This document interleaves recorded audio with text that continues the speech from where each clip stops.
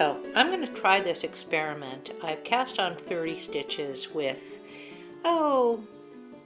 something that's probably a light bulky weight, an Aran weight perhaps. And I'm doing it on a circular needle, but I am not going to join it. I think working with the locks, it's easier to do this on a straight needle or use a circular without joining.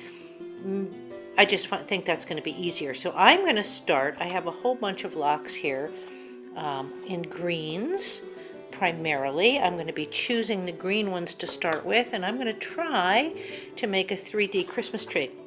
We'll see how it comes out. Now you know you can find these tutorials on Shepherd's Talk. We have videos on how to do the adding locks. It's not terribly difficult. It's a lot of fun. So I'm going to show you this as I do, sort of as I make progress. All right.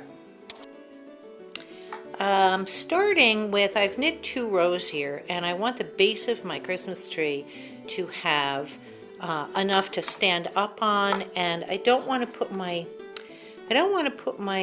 locks on really early because I'm afraid that will, when the tree is standing up, the locks won't, will be too close to the base and maybe we'll give it trouble standing. So I'm going to do 3 rows. I'm just going to knit 3 rows, and then I'm going to start adding my locks. And as you can see, I have a bunch of different greens, and my locks mostly are probably about, well, let's take a look, probably 4 inches long or thereabouts, not super long. And I think when I'm adding them, rather than let them all hang all the way down, like this, which would be too much, I think I'm going to use them twice, and I'm going to just lock the middle piece in so that the whole thing is sort of curly but not too long, if that makes sense. All right, I'll catch up with you. I think I'm going to knit 1 more row. That looks still a little short to start adding my locks. So let's try 3 rows. So here I did my 3 rows just knitting back and forth. And now this is the first row that I've added locks. And so I'm hoping when I make this, now those locks won't be too long for the base. And I want to show you what I'm doing is I'm knitting the first stitch because I will be using this edge to sew this Christmas tree together.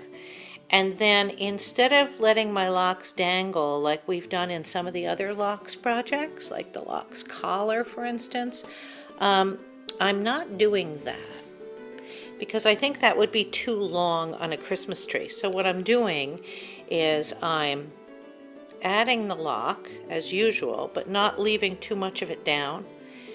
And then I'm knitting a stitch carrying the lock. And then I'm taking the lock, the end of this lock, there's the knit stitch, and I'm bringing it back around to the front so that it'll be a little fuller. And then I'm going to knit up 1 with no locks. And I'm going to see if that gives me the fullness that I'm looking for. So we'll see. Okay. So here we are. I've done 4 rows of adding locks. I added the lock, knit 1, add a lock, knit 1, and then I knit back because I think that gives me a full enough piece for what's going to be a Christmas tree. I think that's going to be good. So now what I'm going to do is I'm on the wrong side here. I'm going to knit back and I'm going to decrease. I have 30 stitches here. I'm going to decrease 5 evenly around and see how that begins to shape my tree. Then on the way back, I'll be adding my locks again. I like the different shades of green. Anyway, so here it is. I'm just about finished. I like kind of a fat Christmas tree, short and wide, like this. So I've made you can see here's the back.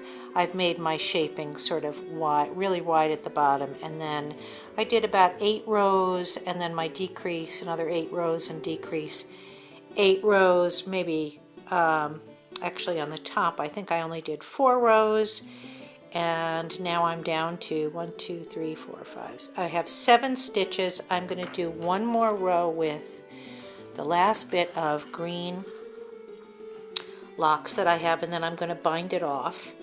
And I'm going to take the edge and sew it together like this. Okay. And stuff it. Think about something to put on the bottom. And then I'm not sure if I'll decorate it or not. But it has a lot of potential, I think, for a tree. So here we are. I've cut this end off. I've left enough to sew down the side. And I've decided I should really pull the yarn through the stitches rather than binding them off, because I think that way I can pull them together a little bit better to form the top of the tree. You certainly could bind it off, but you know, then pulling all those stitches in might be sort of tricky to make it look right. I'm not sure. It's a bit of an experiment. We'll see. But I'm thinking now, if I pull this out and pull this together really tightly, and then use this yarn to sort of invisibly stitch the back up and stuff it, I'll have this great Christmas tree. Okay, so it's all sewed up. Here we are. I sewed it up, turned it right side out. Oh, I think it's great. I'm really liking it. You know, it almost could be just a tea cozy or something that you just leave empty or maybe put over something. Might be kind of cute. I'm going to stuff it though, because I want to make sure that it holds its shape, and I have no idea how much. I'm stuffing it with roving, with my own roving, and I'm really going to stuff it in there, and then I'm just going to cut it off and leave it like that. I'm loving it. I really am. I think maybe I will try thinking of interesting ways to decorate it. Okay, so now I'm very excited because I found these little LED lights, and they come with a little battery pack, and they look like little tiny Christmas lights. And what I've done was I took the stuffing out. I had stuffed this with some roving, but I decided I wanted to put the lights in. So I just pushed the lights through. Let's turn this on. I'll show you what it looks like. I think it's very cute. Whoops. There. Look. And what you can do is, just like when you're decorating your tree, turn the lights on, and then you can just push them, you know, push these little lights right through the knitting. Like that. Do another one maybe up here in the middle. Just push it right through the knit stitch till the little light bulb comes out. Now, and I'm going to take the turn on, the switch part, and stick it inside in the middle. So I have a Christmas tree with little bulbs on it. Then, I mean, I don't know, I just get very carried away with these ideas.